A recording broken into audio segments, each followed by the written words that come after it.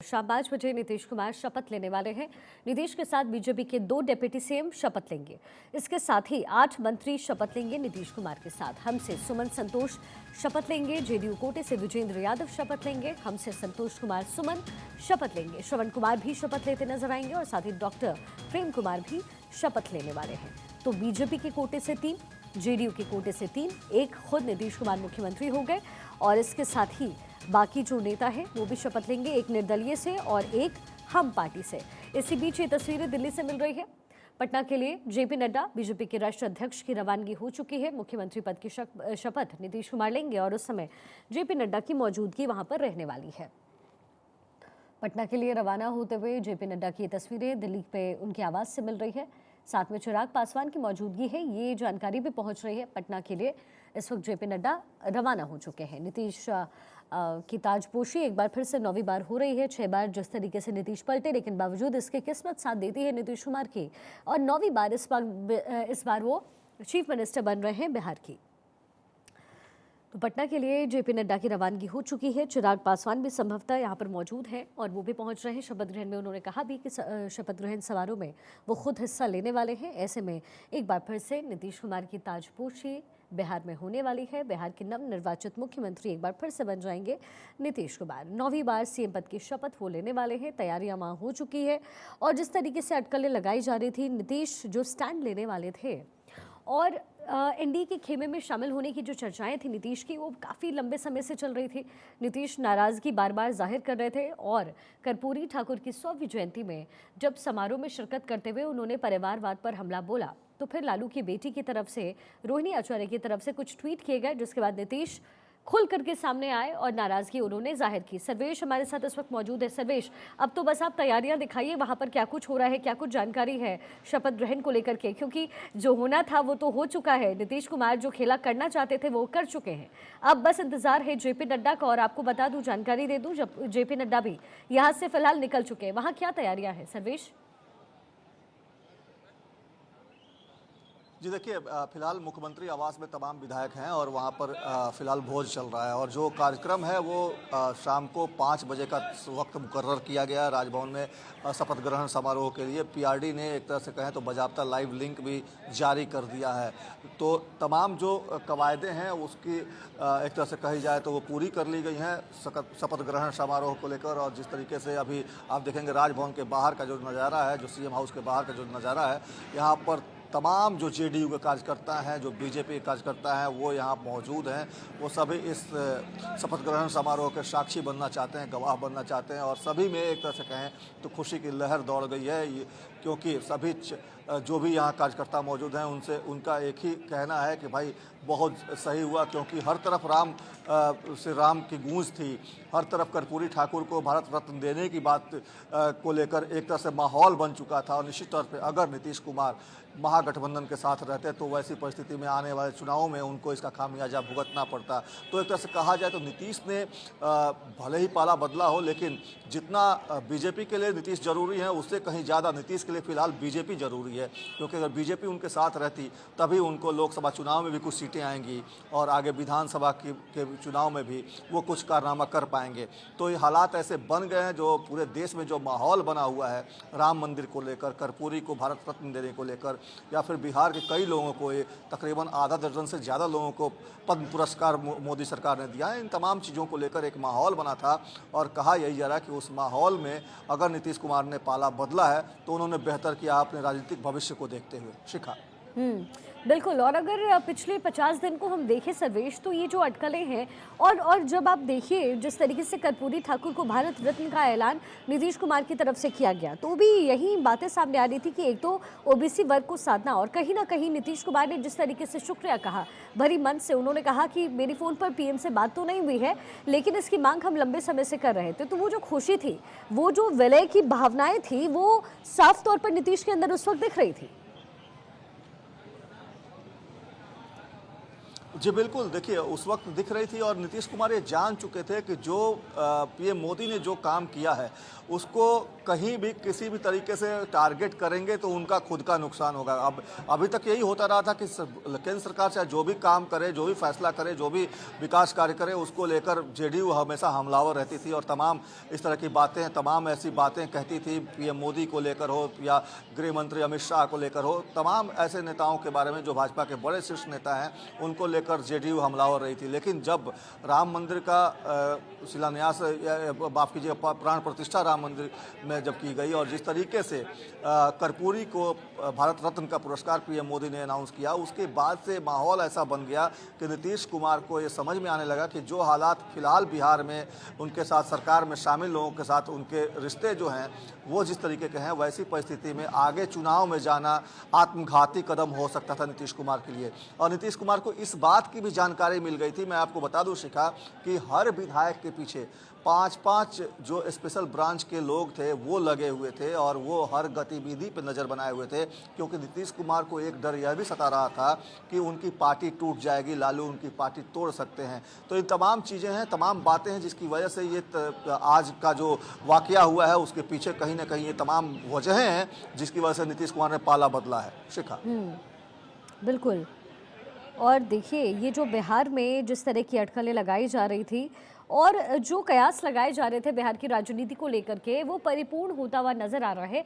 लेकिन सर्वेश, अभी भी जो दिक्कतें हैं वो खत्म नहीं हुई। एक तो लोकसभा चुनाव, चलिए ये अगर सद भी गया तो सबसे बड़ी बात यह है कि कुल 45 जो सीटें हैं विधानसभा की वो नीतीश कुमार के पास थी, लेकिन 79 का जो आंकड़ा था वो तो आरजेडी के पास ही था। अगर अगला विधानसभा चुनाव होता है और मान लीजिए नीतीश की पार्टी 45 तक नहीं पहुंच पाती है, तो यहाँ पर बड़ा संकट हो जाएगा बीजेपी के लिए।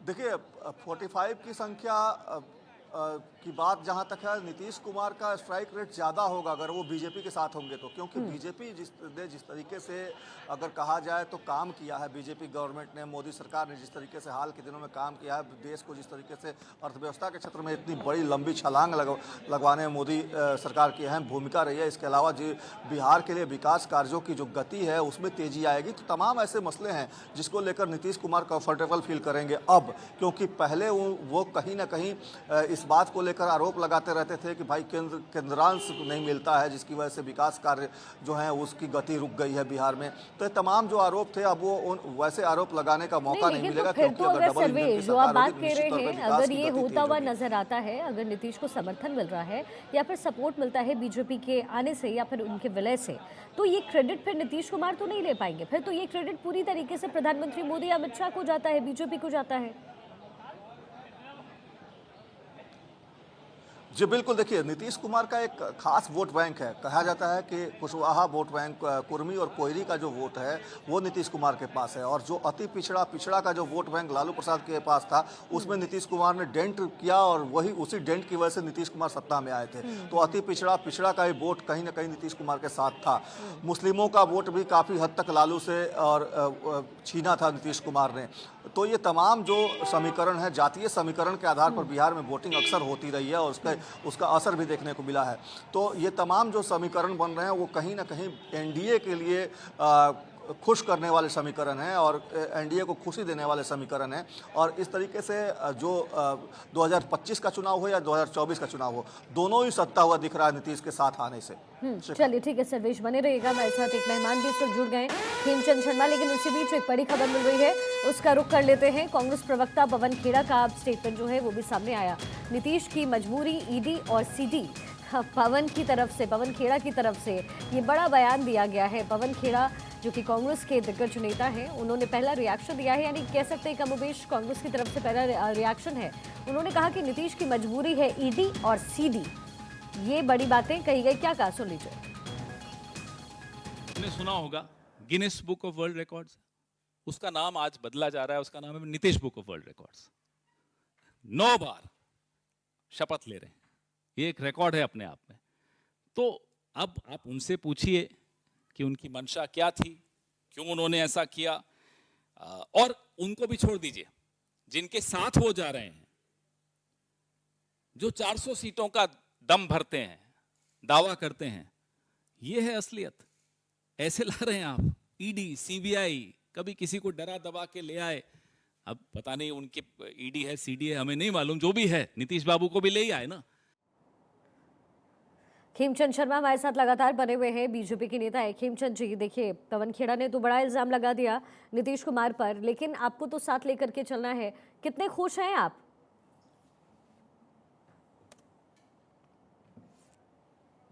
अंगूर खट्टे हैं, हाथ में नहीं आ रहे तो अंगूर खट्टे हैं। अब वो कहते हैं ईडी और सीबीआई। अगर भारतीय जनता पार्टी के फेवर में हवा नहीं है, अगर मोदी जी के फेवर में हवा नहीं है, तो हम सब जानते हैं आईएएस आईपीएस ऑफिसर जितने भी होते हैं, ब्यूरोक्रेट जितने भी होते हैं, अगर हवा का रुख दूसरी तरफ है तो वो सरकार का साथ ही नहीं देते। तो किसी भी लॉजिक से ईडी सीबीआई का जो इन्होंने आरोप लगाया है वो फिट नहीं बैठा। एक तरफ कह रहे हैं कि हमारा जो कॉन्फिडेंस है वो बोगस है। अगर कॉन्फिडेंस बोगस है तो ब्यूरोक्रेसी जातुई सरकार में जो 2-3 महीने बचे हैं उसमें वो अपोजिशन के साथ छेड़छाड़ करेगी, रिस्क लेगी, ऐसा कभी भी देखने को नहीं मिलता है। दूसरी तरफ डायरेक्टली कोई भी जांच आदरणीय नीतीश जी के खिलाफ नहीं चल रही, या उनके किसी एसोसिएट के खिलाफ नहीं चल रही, या उनके किसी परिवार वाले के साथ नहीं चल रही है, तो ये आरोप लगा देना कि ईडी सीबीआई की वजह से ऐसा हुआ, ये बिल्कुल गलत है, निराधार है। विपक्षी पार्टियां तो आप पर आरोप ये भी लगा रही है कि आप लोग हमेशा जोड़ तोड़ की राजनीति करते हैं। इस बार भी कर लिया आपने। पहले कह रहे थे कि नीतीश कुमार को कभी नहीं लेंगे अपने पाले में। बिल्कुल जोड़ तोड़ की राजनीति नहीं है। नीतीश जी एक स्वतंत्र पार्टी चलाते हैं, स्वतंत्र पार्टी के अध्यक्ष हैं, और नीतीश जी ने भारतीय जनता पार्टी के साथ मिलकर चुनाव लड़ा था। नीतीश जी किन्हीं कारणों से गए वापस, जब गए तो उनको रियलाइज हुआ कि भारतीय जनता पार्टी के साथ ही वो सही सरकार चला सकते हैं, सुशासन दे सकते हैं, बाहर नहीं दे सकते। बाहर उनके हाथ में सिर्फ और सिर्फ उनको सीएम का एक झुंझुना दिया हुआ था। पूरी सरकार आरजेडी ने अपने कब्जे में की हुई थी, और उसका परिणाम ये हुआ कि बिहार में पुनः जंगल राज व्याप्त हो गया, और नीतीश जी की अंतरात्मा ने आवाज दी और उन्होंने ये निर्णय लिया कि नहीं, हमें फिर से भारतीय जनता पार्टी के साथ जाना है, फिर से एनडीए के साथ जाना है।